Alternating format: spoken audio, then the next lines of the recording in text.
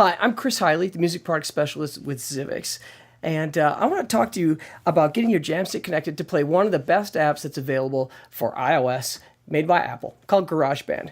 Garageband is a collection of software instruments, things like guitars and keyboards and some basses and drums, that works really naturally with the Jamstik's Bluetooth integration. Let's get started.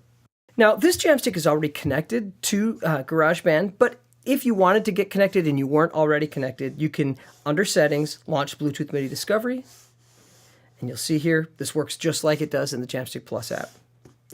Now, Garageband was originally designed for a touchscreen interface, but the Jamstik can play these software instruments using the Bluetooth MIDI control. I've got an acoustic guitar open here, and you've heard us use this quite a bit in our videos, but there are other guitars included with Garageband. I have a what they call a classic clean. I can switch to kind of a hard rock, overdriven tone, a roots rock. And each one of these electric guitars does have some stomp box models that I can kind of play with as well. They're really kind of interesting, but I'm not limited to guitars.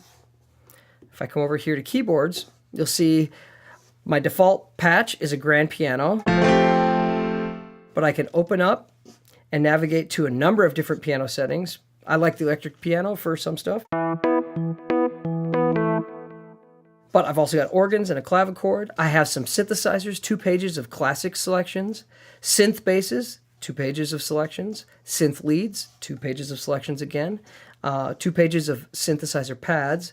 And then I've got some crazy kind of effects synthesizer sounds if I want to. I'll just load this arcade synth. And you can kind of goof around there if you want.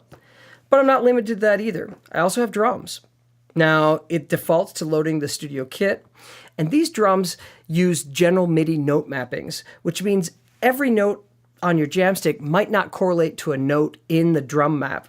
I'm going to drop the Jamstik down an octave so that this C here plays the kick drum. So now C, D, kick snare.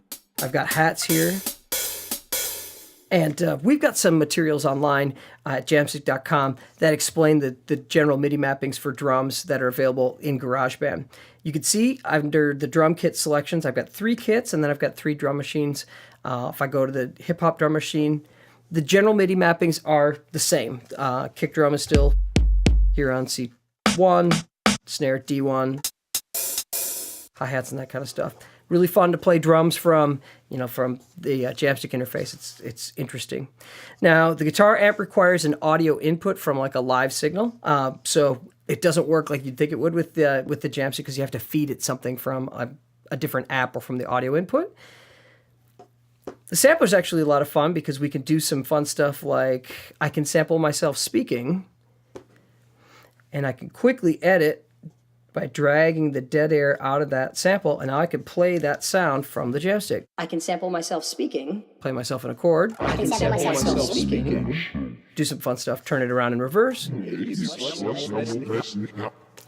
But it's a lot of fun. I can do a couple of different things. I actually have a sample of someone who volunteered to say hello. Hello. That I can play here just using the sampler within GarageBand and the Jamstik. Lots of fun.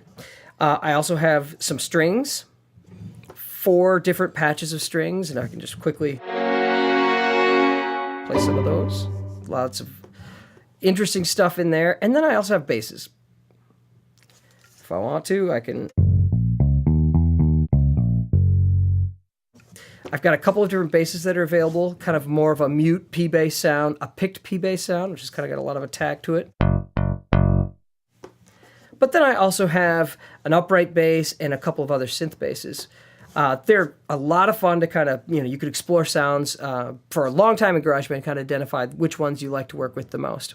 Now, GarageBand also has a recording interface, and at our Jamstik videos channel on YouTube, we've got a number of resources that kind of explain how to use the recording interface as a loop recorder, or just how to build up and layer your own sound so that you can make your own recordings using GarageBand. So you can see that GarageBand actually makes things like recording your performance or just switching up and playing different sounds really easy to get around in. And working with your Jamstik makes it a lot of fun. So I encourage you, go ahead and get connected, open up GarageBand, and just start playing. You'll have a great time.